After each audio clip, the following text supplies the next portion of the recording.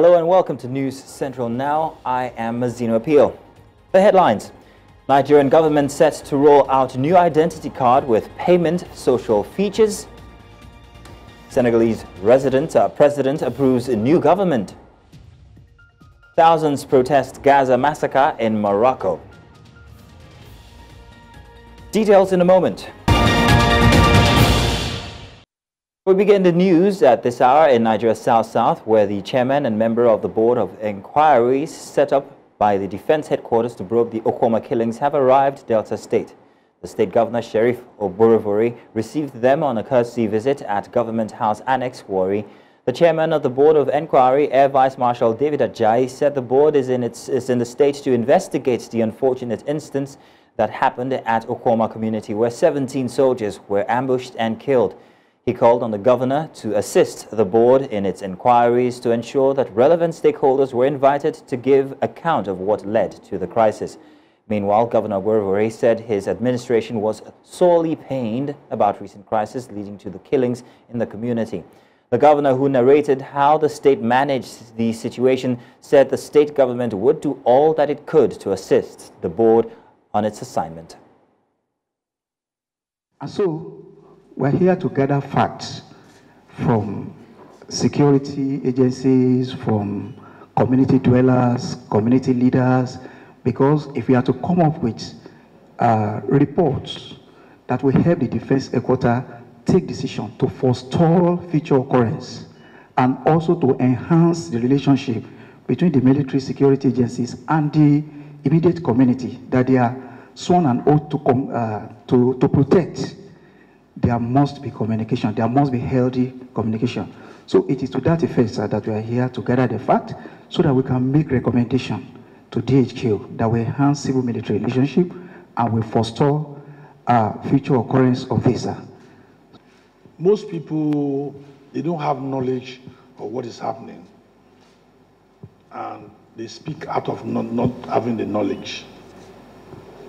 Setting up this board of inquiry is a very good one. We're also planning to set up a board of inquiry. We're also waiting the action of the military. We don't want to rush into it. We feel that the procedure needs to be followed. The people have to be buried and find succor for them before we start doing that. That does not stop the investigation.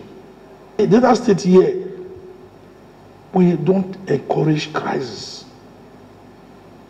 But you know, in a big as this state, with so many ethnic nationalities, there are bound to be issues. But the way you're able to manage it, we are managing a lot of them. But we are fortunate that this one has happened in this way. We still have the Abuja we are managing. People will not understand. We want to assure you that whatever information people want, we will give to you. We also come with our position paper to submit to you. Meanwhile, executives of Ukokorivi Urobo Council of Urobo Traditional Rulers have appealed to the federal government to always, or rather to allow innocent indigents of Ukoma to return to their ancestral homes. Chairman of the Council, His Royal Majesty, Dr. Emmanuel Siteso Abe1, the OVA of Uvie Kingdom, made the call shortly after the Save Our Souls visited the Council in Efun, Delta State. The Council, however, stated that it was deeply touched by the pains suffered by innocent indigents of Okoma and the neighboring communities and commiserates with those who lost their loved ones. On the OVA of Ewu Kingdom, declared wanted by the Nigerian Army, and the subsequent surrendering of the traditional ruler to the Commissioner of Police, Delta State, demanded unconditional release of the monarch, while the independent panel of inquiries unraveled the facts behind the issues. The Urobo Council of Traditional Rulers restated their call for the setting up of an independent investigative inquiry into the immediate and remote causes of the Okoma military incident, as this is the only way the truth can be revealed and avoid future incidents.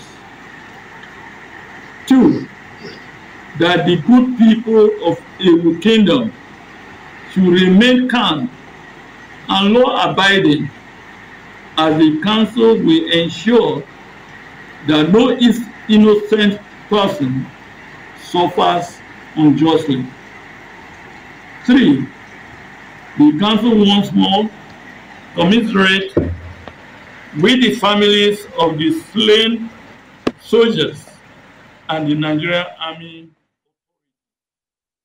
The Inspector General of Police, Olukayode Egbetokun, has approved the posting of dedicated police public relations officers and deputy public relations officer at the force headquarters, Abuja. These appointments, the force headquarters said, were meant to strengthen community engagement and strategic communications. This was disclosed by the force public relations officer, Olumuyiwa Adejobi, in a statement on Saturday. The newly posted officers and their respective portfolios include CSP Isuku Victor Edailokun as Deputy Force Public Relations Officer, Force Headquarters Abuja, DSP Ukanda Joshua of PPRO Ebonyi, ASP Buhari Abdullahi to PPRO Gombe, ASP John Timfon to PPRO Akwa Ibom, and ASP Hunde Isaac Sewanu to PPRO Port Authorities Police, Western Lagos. Adejobi stated that the newly posted officers have been tasked to be professional in their dealings and foster unalloyed relationships with members of the public. Away from security matters now, Nigeria's federal government says that the recent increase in electricity tariff for Band A customers enjoying 20 to 24 hours of electricity will relieve government of about 50% of funds used to subsidize the electricity sector.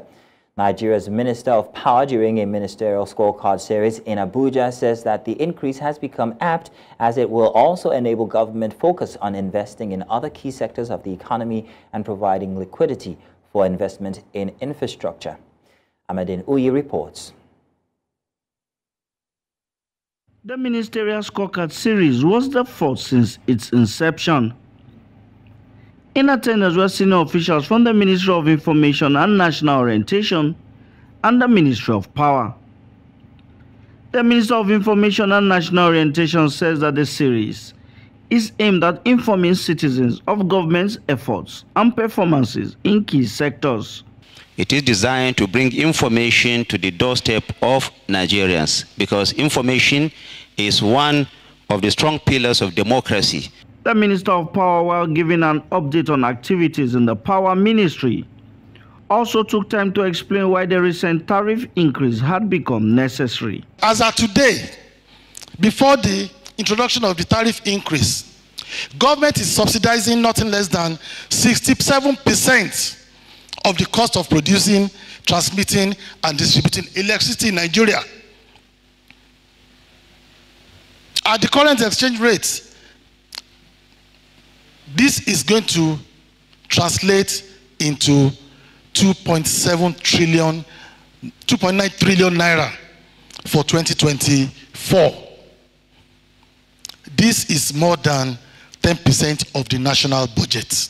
In January, the generation invoice was 240 billion to the discos. Discos were only mandated to pay 24 billion. That is 10%. So that tells you that 90% of the generation cost, in this case, you know, I didn't mention transmission and distribution so that you don't think that the figures are different. 90% of the generation cost was being borne by the government. He says that the power sector must relieve government of the burden of subsidies so that it can focus on other important sectors. Power sector is just a single sector out of so many sectors that government has to attend to. We have the works, we have housing, we have education, we have health, we have defense, and so on and so forth, that are all competing for this meager revenue from the government. So it will be very, very insensitive on our part to force or compel governments to continue to subsidize at that rate of almost 3 trillion for the power sector alone. The minister also added that the recent tariff increase for Band A electricity customers in the country will make funds available for investment in critical infrastructure by generating companies and core investors. In Abuja for News Central, I am Amadin Uyi.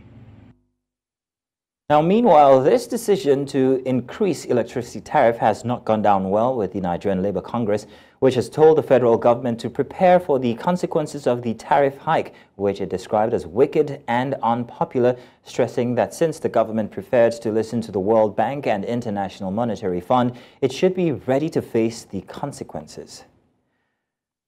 Now, joining me to further discuss this is Okweoluwa Taiwo, Financial Analyst and Executive Director, Africa Bridge Initiative.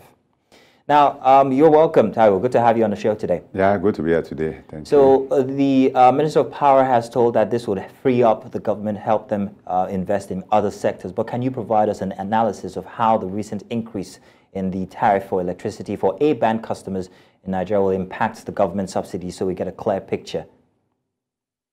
The Nigeria Electricity Regulatory Commission has announced that the government has been subsidizing the electricity tariffs in the last year's budgets, and they've been paying more than 3 trillion annually. Now, this is the conversation.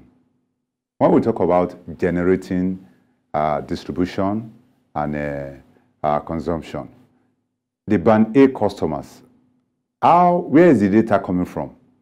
We are having more than 2 million people, 2 million households that will be taken care of by this Band A sector of household under the electricity tariff, talking about moving from the 68 naira kilowatt per hour, moving down straight up to 225 naira per kilowatt per hour. And what does that mean? That's we're talking about more than 250% increase. I don't know how we have to justify that, but the federal government must understand that in the 21st century economy, the economy of each nation really is not in isolation. We work hand in hand with other counterparts in other parts of the world. Now, coming back to Nigeria, that figure is not sustainable for an average citizen of Nigeria, for an average SME holder, for an average manufacturer. When you talk about consumption of electricity, who generates the electricity? How do we distribute? There are various companies that have invested so much billions in the electricity sector, in the energy sector, in the last 5 years, in the last 10 years. And how come we're just waking up to the challenge that their investment is nothing compared to the trillions of naira the federal government is paying as subsidy? At the point of having that conversation of trying to privatize that sector, the entire sector should have been unbundled, totally unbundled, before having to the conversation of privatization. So we are saying that the privatization that was done in the last 10 years or last 20 years was not properly done. Then something is wrong somewhere. That means, number one, our data was not accurate as at then. Number two, the conversation was not seamless. Number three, there were a lot of hanky-panky in that process. And that is why now an average Nigerian has to pay for the what? For the short deals that was taken over by those private sectors. But as of today, that conversation might not be attractive to an average citizen. The government must go back on the table and look inward and determine how do we accept the fact that our citizen cannot pay this price, and the disco company are also saying that they are tired of burning expenses. And the question is, how come you are coming with billions of naira and you are not understanding, you do not understand the sector, and you are coming into the sector? Now you are crying more than the bereaved. So who goes for what, and who are the people that will pay for all these short deals in the course of the privatization? So Taiwo, I hear your passionate submissions there, but I heard you say also that the citizens are complaining that they cannot pay these fees, these tariffs, these hikes. However, the question, the target is actually not every citizen. It's for the high-end users of up to 20 and 24 hours, and also maybe targeted at people who use, well, large chunks of electricity, like manufacturers. So if we say this subsidy is taken out, how would that affect electricity production? How would that affect electricity consumption, the individual who's consuming in his house and the manufacturer perhaps who's also consuming in their factories? How does this affect the consumption of electricity in Nigeria in both parts? So, all right, so the conversation is getting clearer now. We want to understand that the government is coming from the angle of the household, not the manufacturing sector. not even the SMEs. They are concerned about the household, talking about more than 1.3 or 1.7 million household. Because the totality of this bandit might have to cover about 20 million. But for now, they are talking about 1.3 or 1.5. Now, the question is, how did you get to this data? Who are the people that are enjoying more than 20-hour electricity supply in Nigeria? Is it in Lagos? Is it in Borno State? Is it in Jigawa State? And even in Lagos State, talking about Ikorodu local government, do you know how many households have been without power supply in the last 24 hours? So we are talking about having 20 hours power supply, and you're going to be paying as a result of being Band A. How many households in Ikorodu will be under the Band A? So in Sulu local government, so in Shagamu local government, how many people will be under this Band A? So you can see that the conversation is a bit clearer to the people, but the conversation from the government is not clear enough because the people do not understand where do they belong. Do I belong in Band A or not? And how are you sure that I belong in Band A? And what is even the data? Where is the data coming from? Who is generating all this data? Because that data is very critical. You know, when I saw that figure, I was a bit not really relaxed, because the first question I was asking that who is generating this data? Is it from the north? Is it from the west? Is it from the east? Or is it from a particular place in Lagos, whereby in the last 1 year, there has never been any power supply? So how do you categorize such area in Lagos? You're absolutely correct. So many questions to ask. But now let's talk about the focus on other sectors and how these subsidies or monies realized from removing the subsidy from electricity is going to help these other sectors. The Minister of Power mentioned that the tariff increase would enable the government to focus on investing in other key sectors. So could you care to elaborate exactly what they might mean, what sectors they're speaking of, and how this shift is going to, the implications of the shift? All right, so having paying more than 3 trillion annually by the government in terms of subsidizing our electricity supply, we are looking at it that means we're going to be having surplus of 3 trillion in the 2024 budget. That has to go into the works, into what? Healthcare sector. And what does that mean? That means you are saying that with that 3 trillion, you are going to be having sustainable and affordable healthcare facilities in all the local government areas in Nigeria. What you are saying now is that this particular 3 trillion will be used to improve security apparatus in Nigeria. And that means that we're going to be having much motivations for our security personnel. That's what we are saying. That's what the government is saying. And I want to believe that this will translate into what? Into economic activities that will bring about a lot of revenue, because the target of this particular revenue in totality, particular government in totality, is all about revenue generation. And in the 21st century, revenue generation is not the total discourse of every government. What is the major score of every government in terms of what? Sustainability, in terms of what? Affordability, in terms of what? Having a robust security apparatus, having a consistent and a cheap food supply to an average Nigerian. So you can see that this particular subsidy is being removed, is good on one hand, but for the manufacturers, for the SME, are we having any rebates? Are they getting any rebate from the federal government? Because if this particular trillion is targeted at the private sector, it's targeted at the SME, you can see even through the CBN, we can see that the consumers, we have what? We have a relaxed mind, and the complaint will not be too much on the part of power supply. So Taiwo, just to be certain, just to be clear, on what side do you stand? Do you stand on the side of taking away the subsidy, or the side of the small consumer, the SMEs and all? Do you think that this is a good idea or not, before I go on to my next question? Yeah, for the electricity supply,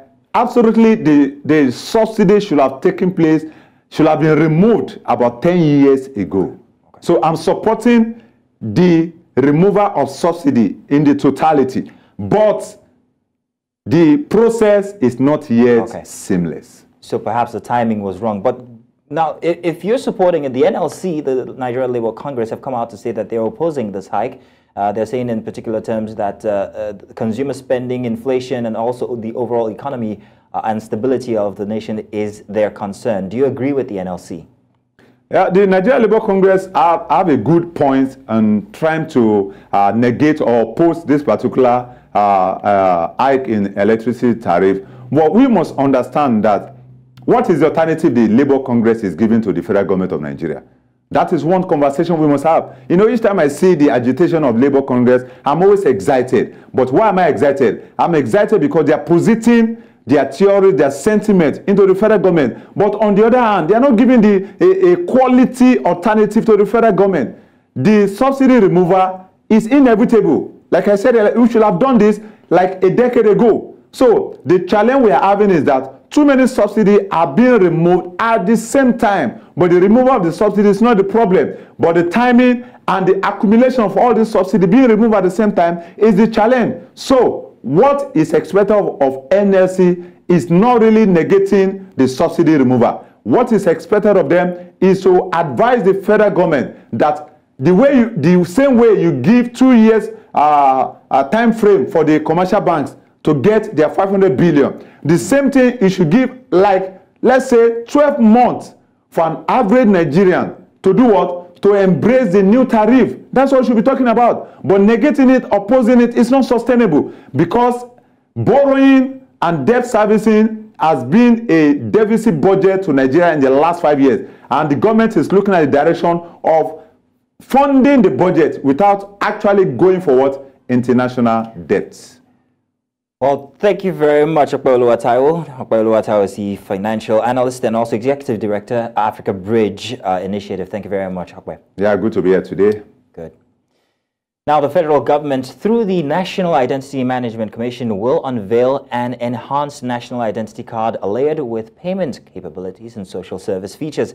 This new card, developed in collaboration with the Central Bank of Nigeria and the Nigeria Interbank Settlement System, will be powered by AfriGo, a national domestic card scheme. The head of corporate communications of NIMC, Kayode Adegoke, announced this in a statement on Friday.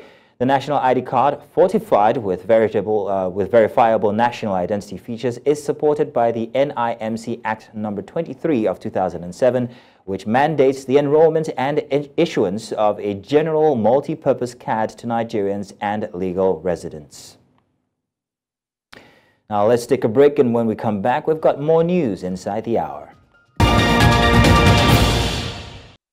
Welcome back, and on to judicial matters now. Speaker of the Plateau State House of Assembly, Gabriel Dawan, has sworn in 9 new members into the Assembly. While speaking with journalists after the plenary session, the Speaker said the development became necessary after he received a communication that the sworn-in members had fulfilled what he referred to as necessary requirements. News Central's Chizoba Anyanwe reports. Early Friday morning at about 7 o'clock, the Plateau State House of Assembly members had an emergency plenary. This is at least 2 hours earlier than the usual time the Assembly reconvenes. The reason for this is simple: to swear in 8 out of the 16 APC members and 1 Labour Party member that were declared by the Court of Appeal to have won their elections into the state legislature. Even with this, 7 seats remain vacant, despite the judgment of the appellate court that sealed every contest to the position. This is a Plateau State House Assembly. There are procedures. When court declares a member, that doesn't mean that you automatically qualify to be sworn in. There are other processes to be followed. Maybe the forwarding of their certificate of return, the CTC copy of the judgment, and so on. So far, so good. What I can say for now is that maybe the other ones will follow suit, as the case may be. Governor Caleb Mutfwang was on hand at the Government House to receive the new members shortly after their swearing in, as led by the Speaker and his new deputy, Madaki Ajiji, who represents Jos East constituency. We will collaborate with the House of Assembly. There are many things that need to be put right in our state, and it can only be done with an active, productive legislative house. And so we're going to ensure that we facilitate your training, your equipping, and your capacity to enhance your capacity to make laws for the good governance of Plateau State. State chairman of the APC seems to be uncomfortable with this development when he briefed journalists. We cannot continue at every point in time to bring negative news from Plateau. It is so disgraceful that what has happened today It's disgraceful to Plateau, it's disgraceful to Nigeria, it's disgraceful to democracy. It is quite unfortunate that people who have gone to school, people who call themselves learned, are turning the law upside down. This is so unfortunate. We as a party, we take exception to what our members have done. The House of Assembly has embarked on a 2-week recess to reconvene after the Eid al-Fitr holiday. In Jos for News Central, Chizoba Anyuri. Now, fuel scarcity has resurfaced across Nigeria's commercial capital as marketers claimed that the depots now have limited supply. Experts blame the situation volatility of the naira, and News Central's Betiana Lely reports. Barely a week into the second quarter of the year, Lagosians are faced with yet another bout of fuel scarcity, a situation that citizens are not too pleased about. They let the money on fuel. All the filling stations now, they had the information, they don't have the fuel. They didn't sell it. Maybe say fuel is scarce, or they have the fuel inside the tanker. They don't want to sell it because they don't want to sell at no price. I've been here for more an hour. Then what we hear about the fuel, where is scarce now? They say Dangote don't start their refinery, and these people now, Nigerians, the fuel where they carry can't give us for Nigeria. They say they never said their fuel before everything they come out. Now the thing where would they hear? Speaking to experts about the recent development, Gbolahan Oloyede, an energy expert, had this to say. There were issues around pricing by the petroleum transporters at some point. I think that was part of what caused one of the February scarcity.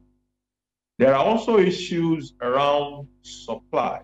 You mentioned the fact that NNPC had become the sole importer again. And the reason is clear. The reason is because of the instability of the volatility of the currency. There were reports that the ex-depot price crashed from 640 naira per litre to 630 naira per litre for independent marketers, while NNPC Limited sold at 570 naira per litre. However, Olufemi Shoneye, Chief Corporate Communications Officer of the NNPC Limited, on Wednesday, dismissed reports that there is a downward adjustment of price on petrol and diesel at its retail stations nationwide. With the current economic hardship that citizens are currently struggling to deal with, as well as epileptic power supply coupled with inflation of foodstuff, the addition of fuel scarcity may just be a little too much. All at the helm of power will do well to nip this issue in the bud before it becomes much more of a problem. In Lagos, for News Central, Bettina Unwili. Commercial tricycle riders, popularly called Keke in Umuahia, Abia State capital, have called for leniency from the government following the imposition of penalties, and some of them by the State Road Traffic and Safety Management Agency, over traffic offences. They also want the government to reduce the fines imposed on offenders. News Central's Chinwe Ugele reports. Since the ban on commercial motorcycles as a means of internal transportation in Umuahia and Abuja Metropolises, the people of the two cities have resorted to the use of keke. Before now, keke operators had operated in every part of the urban cities with absolutely no restrictions. Keke riders say it will be easier to obey the traffic laws if the necessary infrastructure is put in place by the government. There is no space, no bus stop. All these timers have been disturbing us because of parking along the road. But where are we going to park? We don't have a bus stop. As of gate now, there is no way that there's no exact place that they tell us to park. If you park, they will come and catch you their place. But the state government says it wants to instill sanity in the minds of the riders to make the city modern as it should. We'll discuss that with His Excellency and some of these that have been built, where for now His Excellency has done a lot in terms of helping us to do a kind of emergency pick-up and drop zones. What we are doing, if you look very well, you see no parking zone with what do you call it, with the safety tapes. Who create surgeons, put a man there. You come in, you go out. The general manager of the agency, Mr. Ezi Chikalo, said the enforcement will help make the riders obey all the laws. The idea of my agency is not to make money. The idea is to make sure there's sanity on the road. So from that man, we never touch anybody's keke. We started the enforcement December. Some claim to be law-abiding, while others frown at the imposition of fines for every traffic offense. They are doing a very good job. Once you are obeying the traffic, you have no issues with them. The fine they are giving to the seller is much, based on what we are realizing on the keke riding. But as of the defaulters, it's not good. As disturbing as the operations of keke riders may be, they are what people term as necessary evil, given the vacuum they occupy. In Umuahia News Central, Chinwe Ugele. The Minister of the Federal Capital Territory, Nyesom Wike, says that the Abuja Metroline is about 97% complete. The minister, who had visited the Metroline, one of the projects built for commissioning by President Bola Tinubu on May the 29th, expressed satisfaction at the work seen on ground. Amadin Uyi reports. The minister, Nyesom Wike, arrived at the newly constructed Metroline terminal in the heart of the capital. From there, he inspected ongoing construction works at the station. Wike then proceeded to the airport terminal to inspect work ongoing at the location. He expressed satisfaction at the work seen on ground. We are very happy. Almost 97%. All the works are going on to make sure that May is a reality. And I want to say that as of yesterday, Mr. President has approved the schedule for the commissioning of projects for his 1 year in office. ECC, they were assured of that all the renovation works will be ready before the commissioning date. I believe this will be the first project that Mr. President would like to inaugurate, because it's very key to the development of the economy, particularly as far as FCT is concerned. Following questions from newsmen, he says that the FCT administration will also invest in other forms of transportation means for residents. We have told you that we are also putting up 3 terminals for the road transportation. And of course, we are running out our own transport system so that we'll be able to contain this one chance criminality we have found in Abuja. By May, you will see that our own transport system will be used, and people will no longer take the risk of entering vehicles that don't know those who are operating the vehicles. With the Metroline now completed, air travelers will now be able to transit from the airport to the heart of the city center by train. In Abuja for News Central, I am Amadin Uyi. The Northeast, Save the Children International and Borno State government are deepening ties with discussions on extending services to rural communities. The decision came after Nigeria's country director of Save the Children International, Duncan Harvey, and deputy country director, Fatin Krasniki, visited Maiduguri for strategic engagement with government officials and assessment of how to improve their service in the region. News Central's Umaru Kirawa completes the report. The smile of Mariam Umar, a victim of insurgency and blind mother of 12 in Nigeria's northeast. She narrates her ordeals, how doctors saved her and her child battling with life-threatening ailments. There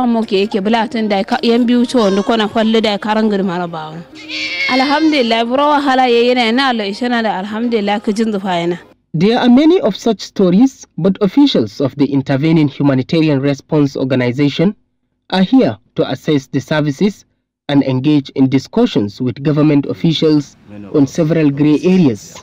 As we begin to have less of attacks, as IDP camps are being closed in Maiduguri and environs, as more people return to their ancestral homes, we are having more women and children that need attention. Our interventions has to go beyond the urban areas. That way, the impact will be better felt, and at the end of the day, the solution would have become more durable. And we are conducting security assessments now to see which LGAs we may be able to extend into. I think Mobar is one of those where we are actively considering, and there are others that we would like to work in if the security situation on the ground allows us to. The primary focus was on child protection, education, health, nutrition, and the implementation of WASH facilities. We can only achieve sustainable impact by working closely with our government partners, with our local NGOs, with the communities that we work with, and with children themselves. That's what brings impact, that's what brings sustainable change, and that's what we're sort of committed to do. They visited various sites, including the Herwa Peace Center, Mulay Nutrition and Stabilization Center, and Mega Child Friendly Space, where children learn different trades. If we can get assistance for temporary learning center for some of these communities in the said expanded local government and in the existing local government, will be very much grateful. The major issue which the government and the humanitarian actors have to battle with is the number of out-of-school children, lack of adequate water facilities, among others. In Maiduguri for News Central, Umaru Kirawa.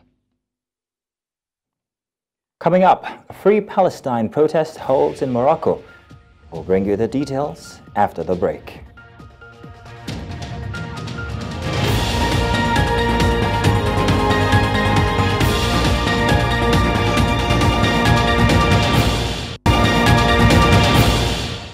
Welcome back. Now the news continues in West Africa, where Senegal's Prime Minister Ousmane Sonko says a new government has been appointed with 25 ministers and 5 junior ministers. The cabinet was approved by President Bassirou Diomaye Faye, who was inaugurated on Tuesday and appointed Sonko, a key backer, as Prime Minister. The cabinet will be closely watched after Faye made radical campaign promises such as dropping the CFA franc, West African common currency. Key appointments include Sheikh Diba as Finance Minister. Diba was previously the Finance Ministry's Director of Budget Programming. Abdurrahman Sarr was named Economy Minister. The Oil and Energy Ministry will be led by Dirame Souleye Diop, who was Vice President of Sonko and Faye's now dissolved PASTEF party. 2 generals were also named Interior and Defense Ministers. Proposer une équipe gouvernementale conforme à notre projet pour le Sénégal. Le gouvernement ainsi mis en place ce 5 avril 2024 est un gouvernement de rupture et d'appropriation des aspirations et attentes légitimes des populations. C'est un gouvernement qui incarne le projet, une transformation systémique plébiscitée par le peuple sénégalais le 24 mars 2024 à travers l'élection au premier tour avec 54,28% des suffrages de son Excellence M. Bassirou Diomaye Diakhar Faye, président de la République. Ce gouvernement donc compte 25 ministres et 5 secrétaires d'État. C'est un gouvernement de rassemblement cohérent et rationalisé en termes de ministères. C'est un gouvernement de proximité, un gouvernement d'innovation et d'efficacité. And from West Africa, we head to the north, where thousands of people protest in Morocco's commercial capital, Casablanca, against massacres in the Gaza Strip and against the country's normalization of ties with Israel. The protests late last night and early this morning. The latest large-scale rally of this kind in Morocco was called by the banned but tolerated Islamic group Al-Wal Isrin.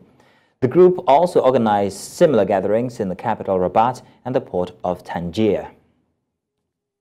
تأتي هذه المسيرة الشعبية الحاشدة بمدينة البيضاء للتعبير عن تضامنهم مع الشعب الفلسطيني واستمرار فعاليات التضامن مع قضية عادلة هي قضية الشعب الفلسطيني الذي تعرض لحرب قذرة وشرسة وظالمة وغير عادلة. نعبر من خلال هذه المسيرة عن شجبنا للصمت الدولي المطبق وعن العز الأممي لوقف هذه الحرب الظالمة ولملاحقة الكيان الصهيوني ورموزه. كذلك الرسائل التي ترسلها هذه الوقفات وهذه المسيرات هي التنديد بالتطبيع، على اعتبار أن التطبيع الأنظمة العربية مع الكيان الصهيوني هو يعطي ضوء أخضر لهذا الكيان لكي يسير ويزيد في تقتيله وفي سفكه للدماء وفي عدوانه ضد المدنيين. وبأن التطبيع هو سلوك وقرار للحاكمين يخالف قرار الشعب. فطيلة هذه الشهور يعني كانت هناك مسيرات مليونية في الرباط وفي الدار البيضاء وفي كل المغرب، كلها تندد بالتطبيع وكلها تعارض التطبيع، وهي كلها بمثابة استفتاء شعبي. يفترض من الحاكمين أن يستمعوا لإرادة الشعب من أجل تحقيق إسقاط التطبيع والتراجع عن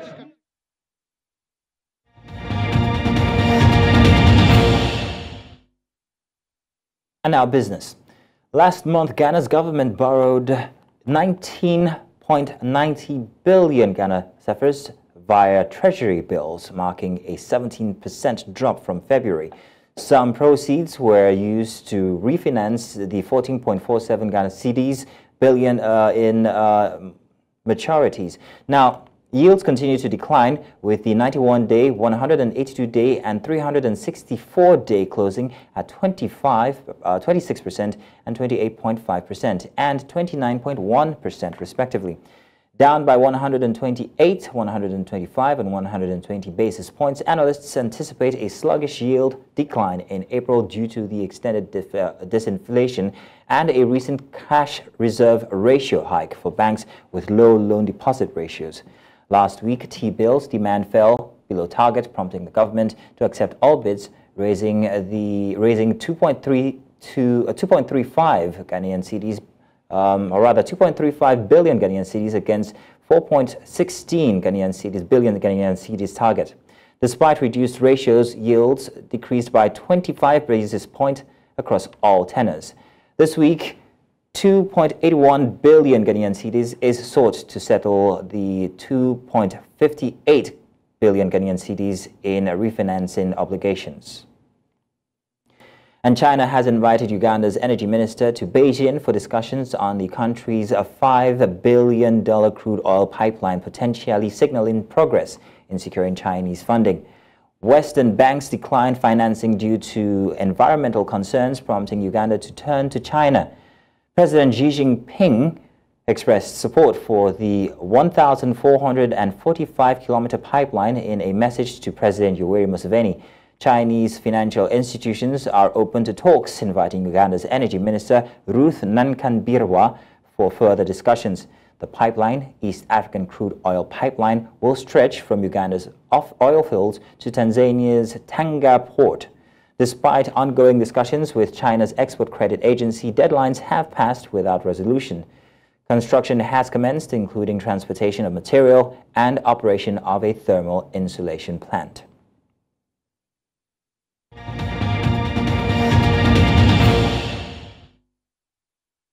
And in the world of sports, Bayana forward Thembi Kgatlana believes that she will have a better opportunity at turning their Olympic qualification chance around when they face Nigeria back home in South Africa. The Super Falcons carry a slender 1-0 advantage after their CFA Olympic qualifier first leg tie in Abuja, thanks to a first half Rashidat Ajibade penalty. With the return leg scheduled for Loftus Versfeld Stadium on Tuesday, Kgatlana reckons they have the necessary tools to overcome the Nigerians, who made conditions as difficult as possible at home ground on Friday.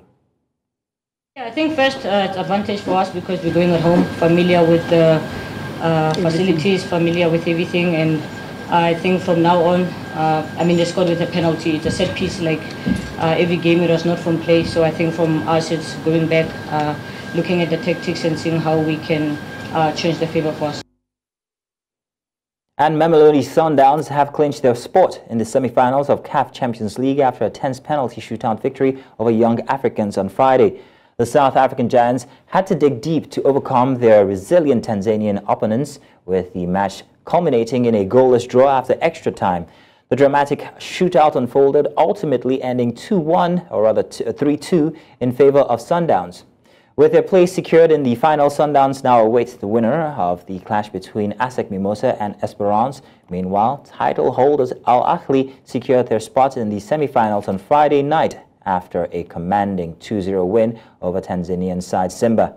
Al Ahly will now face the winner of the match between TP Mazembe and Port de Luanda in the semi-finals of the competition. A good innings in this year's Champions League. I thought they were worthy opponents and very resolute, so difficult to break down. Well coached with some very, very good players. So commiserations and maybe take this opportunity to wish them the best with the remainder of the season. Let me also congratulate this team, Mamelodi Sundowns Football Club, for reaching the semi-finals. What is it, the second time in a row now? Because I think everybody was what happened here. Everybody. If there are somebody here in this Sal, he tell me it's no goal, I can argue, I can watch in the TV. If somebody can explain me why the referee don't go to check himself, but he want to check if Lomalisa deserve a yellow card or red card. It's suspicious, at least. If we want to defend the credibility of the African football, starting for that, my friend. Winning the game. And that's all the news at this hour. But before we go, let's take another look at some of the major stories. Nigerian government is set to roll out new identity card with payment social features. Senegalese president has approved a new government. And finally, we told you that thousands are protesting Gaza massacre in Morocco. Send your eyewitness reports to the WhatsApp number on your screens currently. Now do follow us. Remember, we are News Central. That's at News Central TV. You can watch News Central live on DSTV. We're channel 422, Star Times channel 274, Avo TV, and also you can see us on YouTube. Many thanks for watching. I'm Mazino Appeal.